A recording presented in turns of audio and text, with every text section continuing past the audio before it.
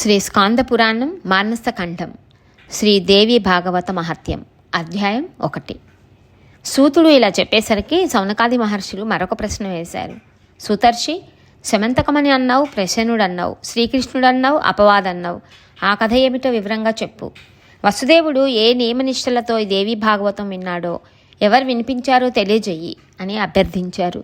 సూతుడు సరే అని వివరించాడు. మహర్షులారా, భోజవంశంలో పుట్టిన సత్రాజిత్తు ద్వారవతిలో ఉంటూ సూర్యుని ఆరాధించి సూర్యలోకం దర్శించి వచ్చాడు. అతడిచ్చిన శమంతకమణిని సగర్వంగా ధరించి మరో భాస్కరుడిలాగా వెలిగిపోతున్నాడు. ఒక రోజున శ్రీకృష్ణుడు సత్రాజిత్తును ఆహ్వానించి తన సుధర్మ సభలో అందరి ఎదుట అతిథి మర్యాదలు జరిపి సన్మానించాడు. ఆ సందర్భంలో అతడు తన శమంతకమణిని గురించి అందరికీ వివరించాడు. దాన్ని సూర్యుడు బహుకరించాడని, రోజుకు 8 బారుల బంగారం ప్రసవిస్తుందని, రోగపేడలను తొలగిస్తుందని చెప్పాడు. అందరూ విని ఆనందించి అభినందించి పంపించారు. సత్రాజిత్తు సోదరుడు ప్రసేనుడు ఒకనాడు ఆ మణిని తాను ధరించి అడవిలోకి వేటకు వెళ్ళాడు. అక్కడ ఒక సింహం ఆ మణిని మాంసం ముద్ద అనుకొని ప్రసేనుని సంహరించి అపహరించింది. ఆ సింహాన్ని భల్లూకరాజు జాంబవంతుడు మట్టుబెట్టి మణిని తీసుకొని గుహలోకి ప్రవేశించాడు. అక్కడ తన బాలుడికి క్రీడా వస్తువుగా ఇచ్చాడు.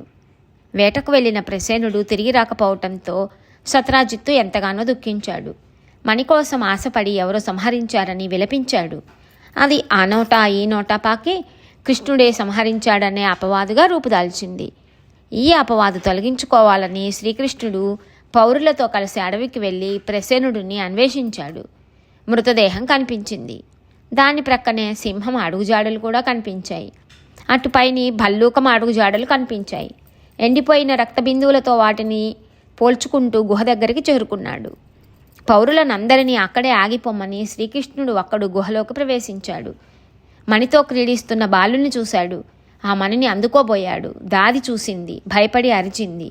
జాంబవంతుడు గుహ లోపలి నుంచి ఒక్క దూకున వచ్చి కృష్ణుడితో కలయపడ్డాడు.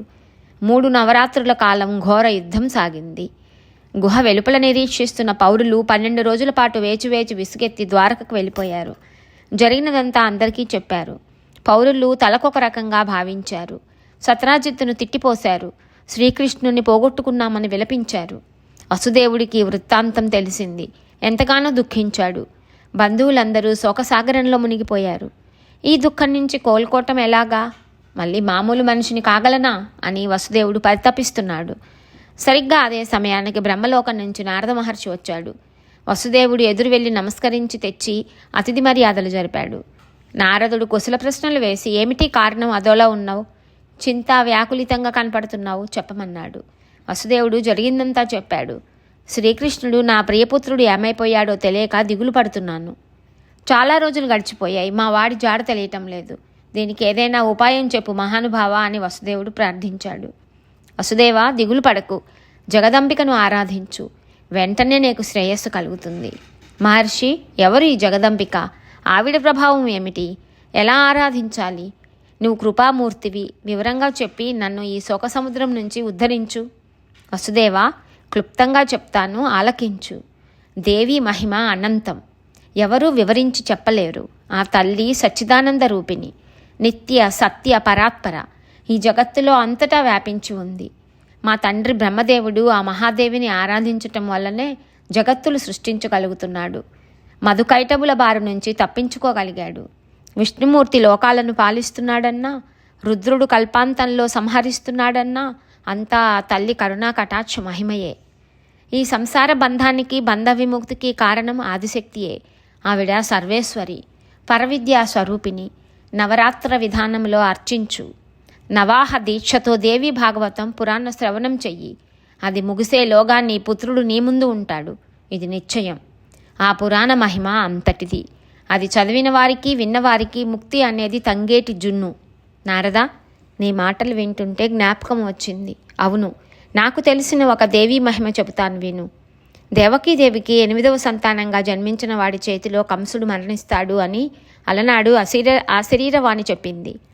అది విన్న కంసుడు నన్ను దేవకిని కారాగారంలో బంధించి పుట్టిన శిశువును పుట్టినట్టు 6గురిని పొట్టను పెట్టుకున్నాడు. దేవకీదేవి గర్భశోకానికి అంతం లేదు.